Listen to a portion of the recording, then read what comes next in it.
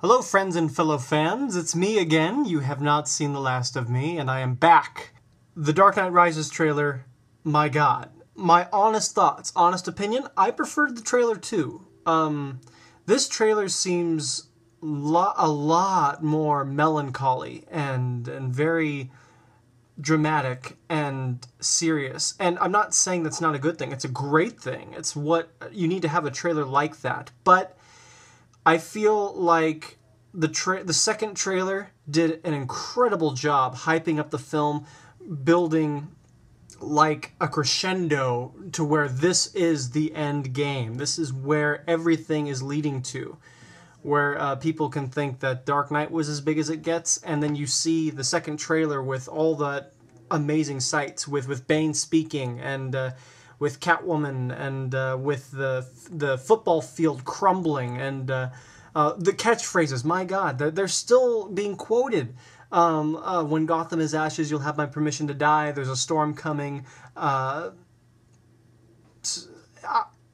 think it's the best trailer out of the three we've seen. The teaser, the second trailer, and now this new one. But with that said, this new one I do love, just not nearly as much as the second one, because I think the second one really piqued that excitement. This one seems to kind of be reminding us that this really is the end, and it's very obvious when the first minute starts out as slowly as it does with a soft, slow piano, and it really sets the tone in a different way. I mean, it shapes it to where it is an end, but it's not like the last one where it's big and epic and amazing. It's more, no, this is the end. You were saying goodbye to something. And it's just a different way to look at it and go about it. And it is good. I really loved that tone, but it just wasn't my favorite. I prefer the second trailer much, much more, but I do love this new one. Now, about the trailer itself, Anne Hathaway is going to kill it as Catwoman. She's kind of channeling her own Julie Newmar Catwoman, and that's a smart route, because the classic TV show, they kind of struck a nice balance between sex appeal, camp, and that mischievous Catwoman that people love. And I don't think she'll be a villain. I know I've said this before, but it's very obvious now that she will not be a hardcore baddie or villain that's really going to cause Batman serious problems. Bane is going to be the ultimate baddie, but Catwoman seems more like she is in the comics. She marches to the beat of her own drum. She is a cat. Cats come when they feel like it. I just quoted the 2004 movie, but it's very true. It sums up her character very nicely. Catwoman does whatever suits her in the moment, and she says that in the trailer. I'm adaptable. So it's paying homage to the character nicely, and I know it's going to work. The costume still has people a little torn a bit, but you know what? Anne Hathaway's sexy as hell. She's going to show that off in that costume. She's going to sell it in the costume. Selena Kyle is evident with how she acts and walks and talks. It's Catwoman that's the big question mark, and I have faith. I'm convinced that she definitely can do it, and I would love to see her win everybody over. She's already won pretty much a lot of people over, but I would love to see her, just the movie come out and everyone be like, oh my god, I was wrong, I'm sorry. She's amazing. And I'm sure that will happen. She seems to be kind of like Batman's anchor. Like, he's been way out of the game for 8 years, and he's out of the game, and she kind of not takes up the mantle, but kind of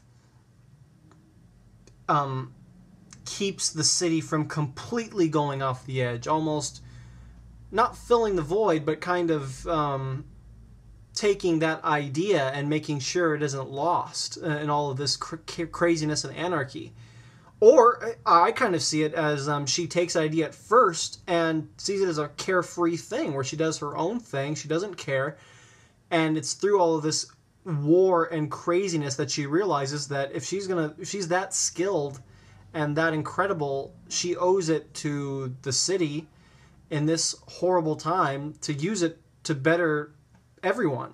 Otherwise, she's a villain. She's no good, and that's not how they're selling it in the trailers. So she seems to be someone who's kind of realizing herself and her place and what she should do as it's going on. And I mean, at first she seems like she's kind of having fun with it, or getting into it for not heroic reasons, but by the end of it, and by this trailer, I mean, she's obviously working with Batman at times. She's kind of switched.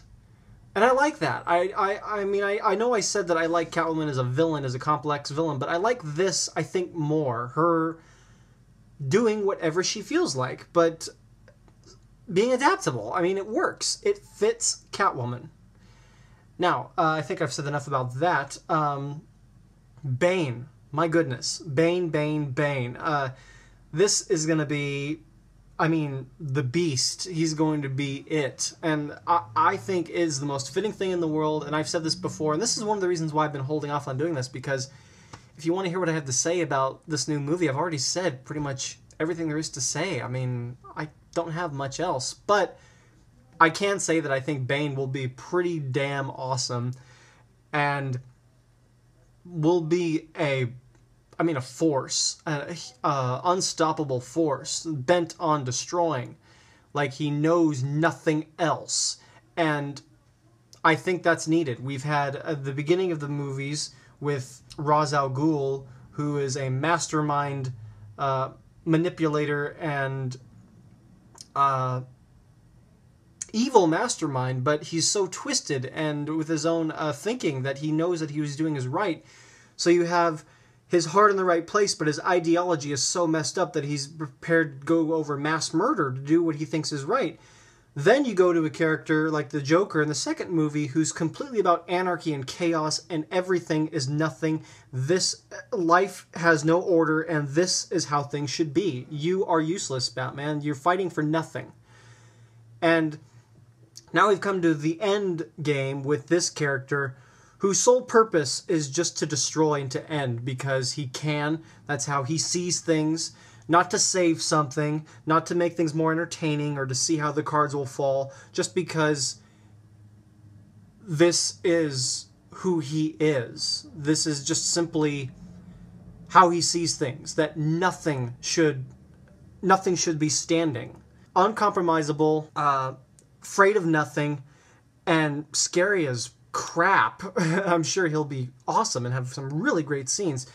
That shows a complete arc. I mean, it's come complete full circle from villain to this villain. And it's a very appropriate way to end this trilogy and to end the story of Christopher Nolan's Batman. I love it. I have to mention the voice, though, and I know it's stupid. I hate bringing it up because I think the voice is really the new... That's not the Joker look. I mean, people would argue about his skin being perma-white, and it doesn't matter. People love Heath Ledger's Joker. Bane's voice, they tweaked it for this trailer so you can hear it more clearly, and while I like that and I think that's good, I don't want his voice to be so clear to where I can hear him. I mean, completely hear him.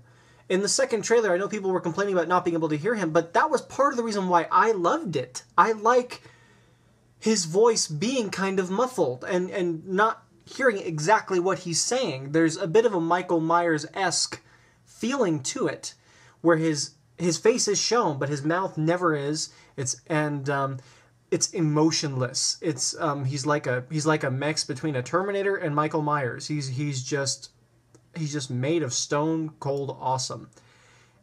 And that voice, if you can hear it perfectly clear, and I think it loses a bit of its intimidation when you can hear it perfectly crystal clear with a little bit of electric, current or whatever, because it's coming through a mask. The bit of the intimidation kind of goes away instead of it being a bit, amplified or inhuman. It's inhuman if it's muffled or if you have to really listen to hear it. Like, he's pulling you in, and when he pulls you in, he'll rip out your spine. That's frightening. I mean, it shouldn't be so... you shouldn't be so unclear to where you cannot understand him at all, and I think people were getting way too ridiculous with that, but it also should not be so clear to the point where you can understand everything, what he's saying, perfectly crystal clear, because I think that's part of the intimidation. I think it needs to strike a balance between intimidating, dark, and not muffled, but you need to listen carefully because he's not speaking completely clear. Great example is Darth Vader, James Earl Jones. The original trilogy, the original Star Wars. James Earl Jones' voice came through clearly. I'm not saying that it doesn't, but it's obvious that the voice was coming through a mask. So it wasn't human to human. It was human to something else. It was inhuman. It was inhumane. That adds a layer to the character, and I think needs to be there. And I'm sure it will be. I know I'm overanalyzing it, but I at least wanted to bring that up because no one seems to be talking about that. And I think it's important. Bane is going to destroy Batman. It's going to be so awesome. Not that I want Batman to be destroyed. He won't be. I mean, I do not believe Batman will die, despite what people are saying. I don't believe that. I don't think Batman is going to die. The question mark is if Bruce Wayne will die and someone else becomes the Batman. Well, that kind of sparks the controversial debate of Bruce Wayne is Batman, end of story, and anyone else putting in that cape and cowl is an impersonator. And while I understand that and do agree with that to a degree, I do agree with that, I don't think this series is going to end that way. I can see Gordon or Alfred dying if someone has to go. In fact, the trailer before this looked like the first trailer looked like Gordon was dying or was very close to death, like he had just had his spine broken, which is possible. I would love to see Bane break someone's spine just to have that oh my god moment in the theater, but also be paying homage to the comics, but also really shock you in the theater. Be awesome. It'd be killing like 2 or 3 birds with one stone. But yeah, I can see Gordon dying, or especially Alfred dying. Alfred, I think, can die, and I think that would be the game changer for Bruce to become this Batman, and not... He's not in his second year anymore. He really is the Batman that people are expecting him to be now, or that the fans have been talking about. The Batman, not Batman Year One or that, like in the first 2 movies. Now, if he comes back, he's going to be the end-all, be-all Batman that we all need. But I think in order for that to happen, he needs to go through something really big and serious to strike that. And a death for Alfred, I think, would easily do that, unquestionably. John Blake, Joseph Gordon-Levitt, there's a lot more to that story, and they're keeping it tight under wraps, and I love that. I love that we don't know much about Joseph Gordon-Levitt's character, John Blake. I see it being one of 2 ways. If this could be a completely new character that Christopher Nolan created just for Gordon-Levitt and threw him in the movie. That could be it too, and I would have no problems with that if he's done excellently, and I'm sure he is, with Nolan's directing and Gordon's acting and just the writing by David Goyer. It's all going to be awesome. So I won't have a problem if it's not one of these 2 theories that I have. But here's what I think. I think it's not Robin, okay? Robin does not exist. It's flat out does not exist in these movies, okay? End game. It's like Two-Face is alive. He's dead. Shut up. Robin does not exist, okay?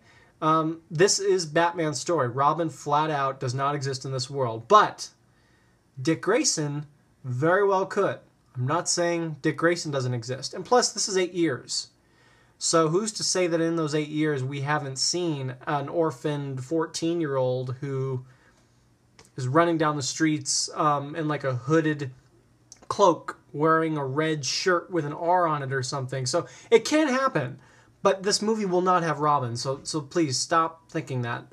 Or a grown Robin, come on, grow up. But anyway, I think that this is one of 2 things. Either he is Dick Grayson, a grown-up version. Actually, I take it back. 2 other theories are that he's Gordon's son.